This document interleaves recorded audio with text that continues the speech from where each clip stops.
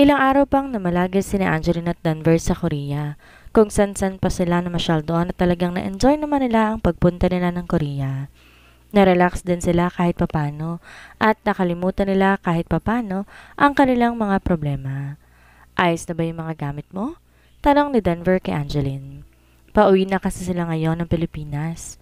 Oo, ayos na to. Naparami yatang napamili ko ah. Sagot ni Angeline at kakamot-kamot pa ito sa kanyang ulo dahil pinilit niyang pagkasyahin ng mga pinamili niya sa isang maleta. Mga pampasalubong niya kasi ito at natuwa talaga siyang bumili ng kung ano-ano doon. Ikaw ba, naayos mo ng mga gamit mo? Tanong na rin ni Angeline kay Denver. Oo, ayos na rin ang mga gamit ko. Kung di nakasya dyan sa bagahe mo, pwede mo namang ilagay yung iba rito sa aking maleta. Sagot ni Denver dahil tinitingnan pa lang niya ang maleta ni Angeline. Pakiramdam niya ipuputok na iyon. Sige, salamat.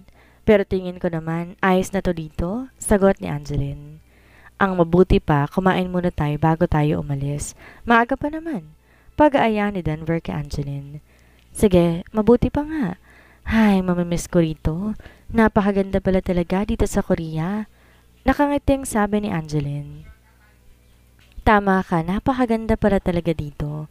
Kahit papano nakapag-relax naman tayo dito at nakalimot sa mga problema. Tiyak, tiyak pagbalik natin ng bansa, problema na naman at trabaho ang haharapin natin. Sagot ni Denver. Tumango-tango naman si Angeline. Sinabi mo pa, sigurado pagbalik natin ng bansa, trabaho talaga ang atupagin natin doon. Tara na nga't kumain. Sagot ni Angeline at nagpatiuna na itong lumabas ng room nila. Sumunod naman sa kanya si Denver. Pagkatapos silang kumain, naganda na rin naman silang umalis sa hotel kahit maaga pa naman. Pumunta na sila sa airport at doon na lamang naghintay ng oras ng kanilang flight. Maayos namang naging biyahe nila pabalik ng Pilipinas.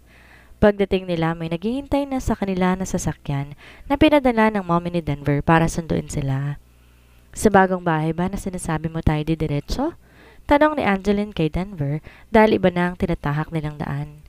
Oo, doon na tayo didiretso. Maikling sagot ni Denver. Nakapunta ka na ba doon? Ang daya talaga, hindi ko man lang nalaman tungkol sa bagay na yon, sabi ni Angeline. Hindi pa ako nakakapunta roon. Ngayon lang din ako makakarating doon, sagot ni Denver. Tamango-tango naman si Angeline at di na nagsalita pa. Na makapasok sila sa isang subdivision, tinignan ni Angeline ng paligid ng dinaraanan nila at nang tumigil to sa tapat na isang malaking bahay, napaawang na lamang ang bibig niya. Yan na ba? Tanong ni Angeline at tinuro pa ang bahay na tinigilan nila. Pati si Denver napatitig din sa bahay na yon. Siguro yan na nga, sagot ni Denver. Maya-maya pa ay binuksan na ng driver ang pintuan ng kanilang sasakyan. Nandito na po tayo, ma'am, sir, sabi ng driver. Bumaba naman na sina Angeline at Denver at nilibot nila ang paningin nila sa labas ng bahay at namamangha silang dalawa. Dahil ang ganda ng bahay na to at tanaw nila sa pwesto nila na may pool paraon at garden malapit dito. Nakita naman nilang pinasok na ng kasambahay at driver ang mga dala-dala nilang bagahe kaya't sumunod na sila sa mga ito. Welcome home! Sigaw ng mga nasa loob ng bahay. Gulat na gulat naman si Angeline at Denver dahil sa pagsigaw ng mga tao sa loob ng bahay at may pa-confetti pa ang mga ito. Welcome home mga anak, bati ni Claudia kila Angeline at Denver. Thank you mom, sagot ni Angeline at nakipagbeso na to sa kanyang ina. Ganon na rin si Denver. Welcome home sa inyo mga anak. I hope nag-enjoy kayo sa Korea. Nakangiting sabi naman ni Diana sa dalawa. Thank you po Mommy Diana.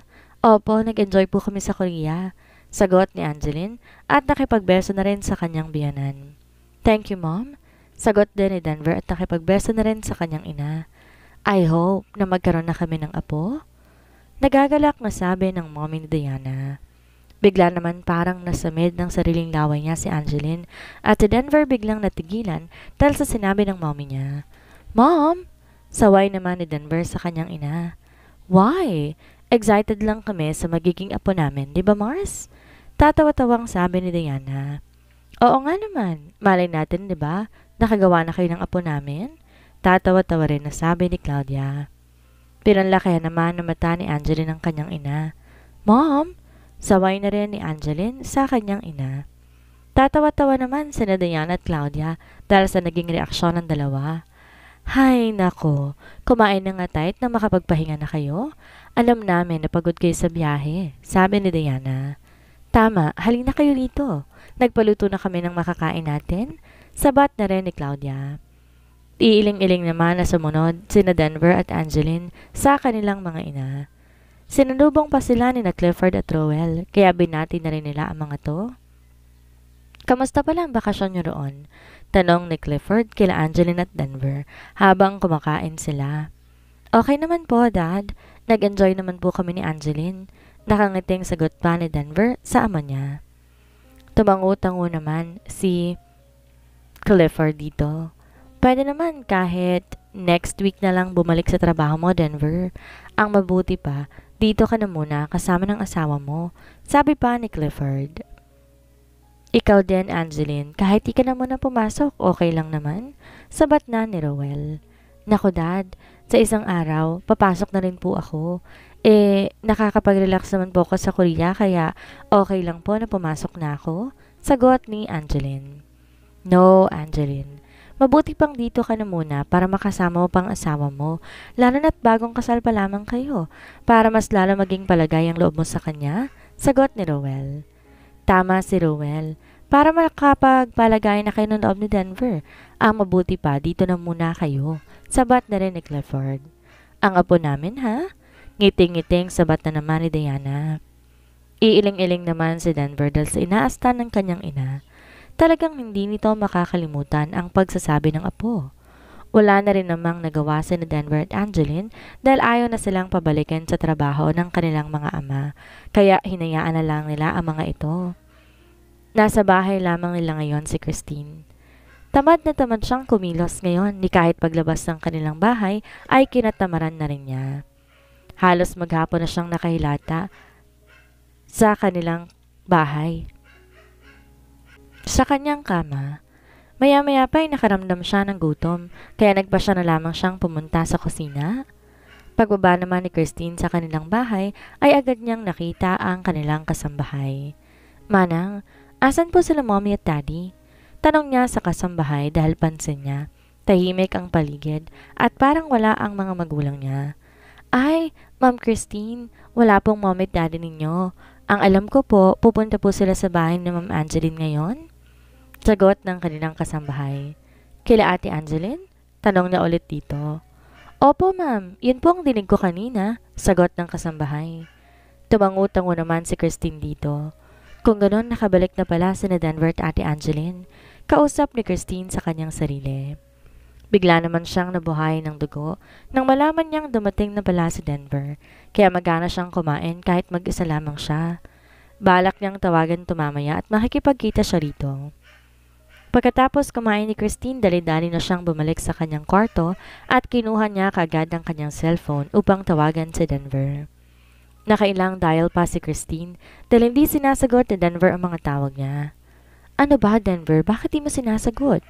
Ines na sabi ni Christine dahil di na nga sinasagot ni Denver ang tawag niya. Nakailang dial pa si Christine bago nasagot ni Denver ang kanyang tawag. Hello, babe? Masiglang sabi ni Christine at ngiting-ngiti pa ito na akala mo kaharap niya ang kanyang kausap. Babe, pasensya ka na. Di ko kagad ng sagot ang tawag mo.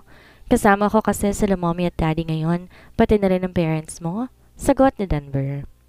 Napasimangot naman si Christine bigla dahil sa sinabi ni Denver. Babe, kailan ka pa dumating? Bakit di mo man lang ako tinawagan na pauwi ka na pala? Tanong ni Christine kay Denver. Napabuntong hininga naman si Denver dahil nakalimutan ata ni Christine na may asawa na siya at hindi na sila kagaya noon. Kanina lang kami dumating, babe. Di na kita nasabihan na pauwi na kami dahil di rin naman tayo magkikita dahil pinasundo kami ni mommy kanina sa airport, sagot ni Denver. Oo nga pala, may asawa ka na nga pala. Iirap-irap na sagot ni Christine. Kahit siya lang naman na mag-isa doon. I'm sorry, sagot ni Denver. Pwede ba tayo magkita, babe? Please, miss na kita, babe. Paglalambing na ulit ni Christine kay Denver. Kailan mo ba gustong magkita tayo? Tanong ni Denver. Ngayon na, babe, please. Miss na kita, babe, kaya ngayon ko na gustong magkita tayo. Sagot ni Christine. Babe, hindi pwede ngayon. Andito pa ang mga magulang natin, baka makahalata sila kapag bigla na lang kung aalis dito. Sagot ni Denver. Babe naman eh. Hinayaan na nga kitang umalis kasama ni Ate Angeline at ilang araw din kayo magkasama doon tapos ngayon, hindi mo man lang ba ako pagbibigyan? Sige na babe, please. Makita na tayo ngayon. Pagmamaktol na ulit ni Christine. I'm sorry babe, pero hindi talaga pwede ngayon eh.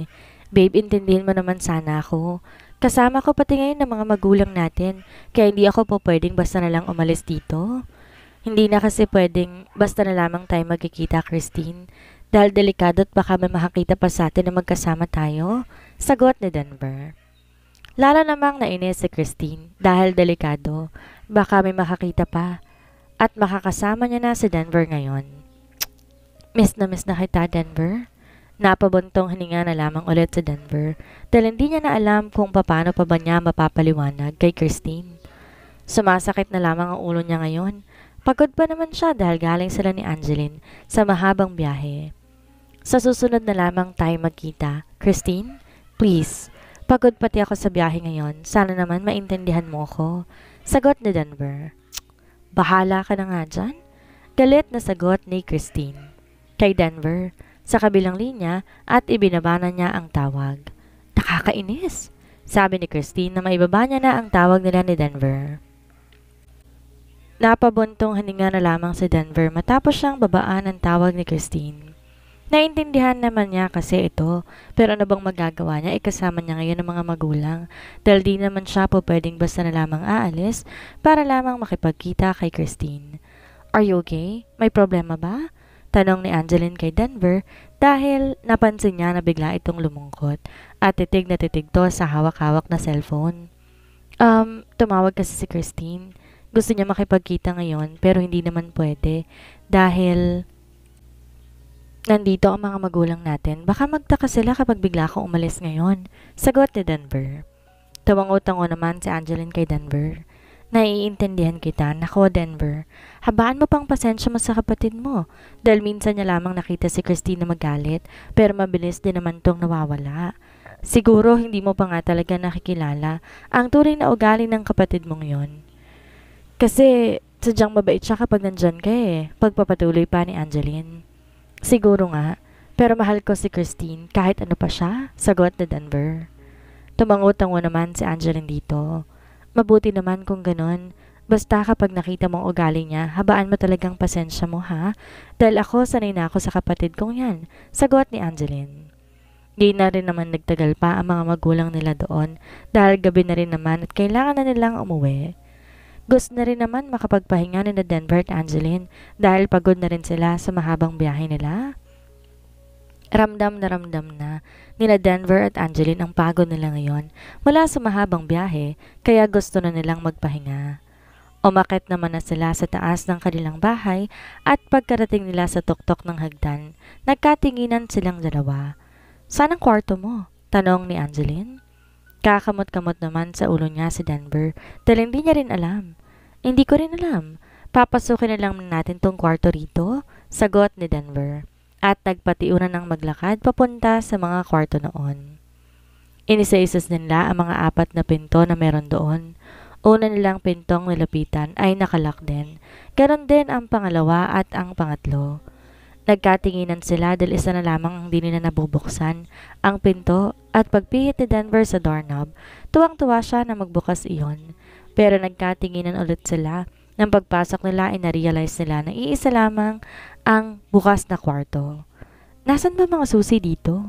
Bakit isa lang ang nakabukas? Tanong ni Angeline. Hindi ko rin alam, Angeline. Dahil pareho lang tayo na bagong dating dito, sagot ni Denver. Ibig sabihin, magkakasama na naman tayo sa isang kwarto? Tanong ulit ni Angeline. Malamang, hayaan mo't bukas hahanapin natin ang mga susi ng ibang kwarto.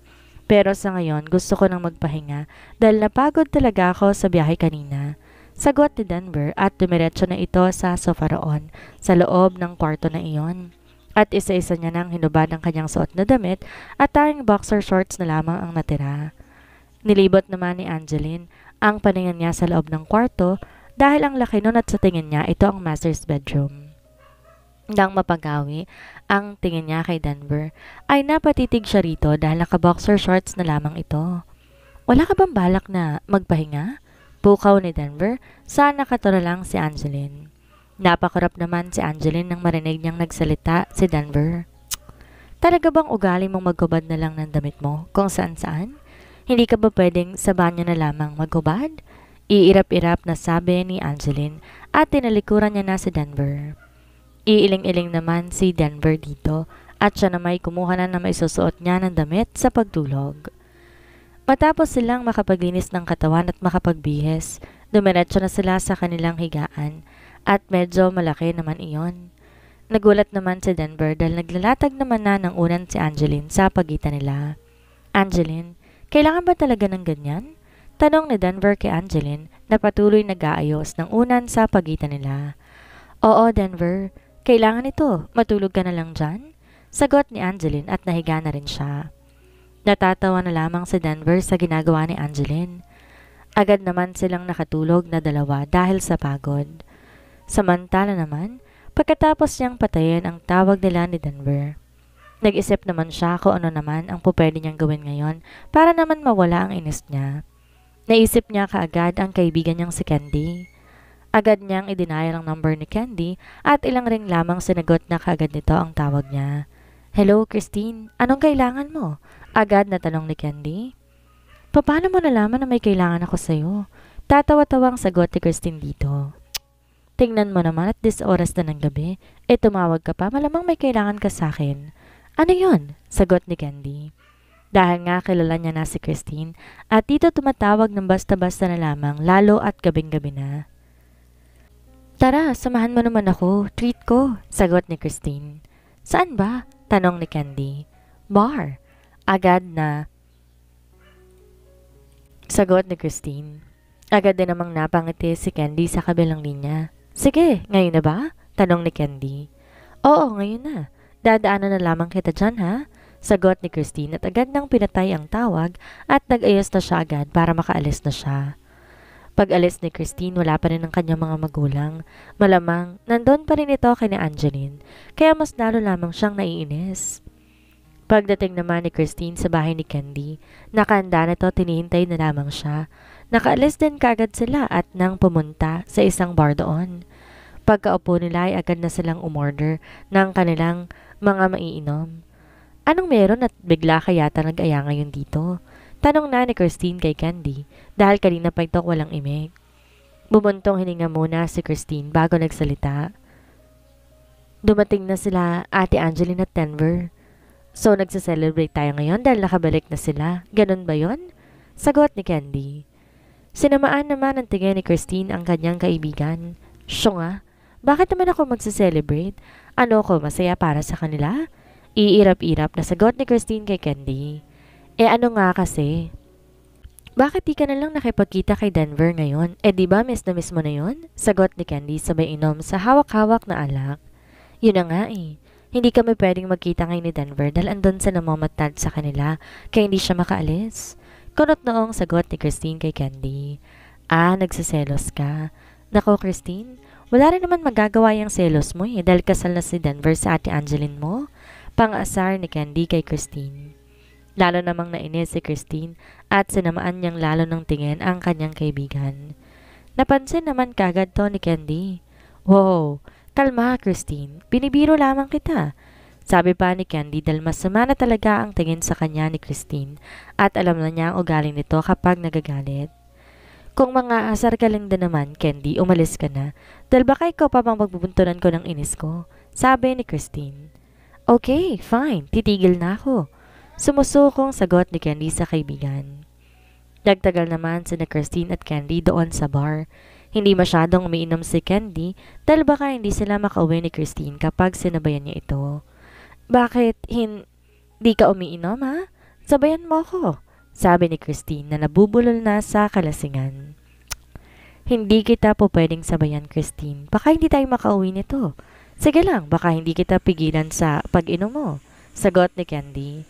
Dahil gusto niyang hayaan ng kaibigan niya dahil alam niyang masama ang loob nito kaya ito nagiinom. Maya-maya ay napansin ni Candy na lasing na talaga si Christine, kaya inaya niya na to na umuwi na sila. Ayaw pa sana ni Christine pero dahil sa kalasingan niya, wala na rin siyang magawa ng dahilan na siya nang dalhin ni Candy sa sasakyan niya.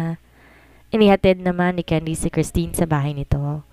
Nakailang doorbell pa siya bago pinagbuksan ang gate ng kasambahay nila Christine. Nagising naman si Rowell at Claudia dahil sa sunod-sunod na pagtunog ng kanilang doorbell. Sakto naman pagbaba ni Rowell at Claudia ng hagdan ay ang pagpasok ni Candy na akay-akay si Christine. Lasing na lasing. Anong nangyari? Tanong ni Rowell na makita niya sila Candy at Christine. Napatingin naman si Cran sa kanila.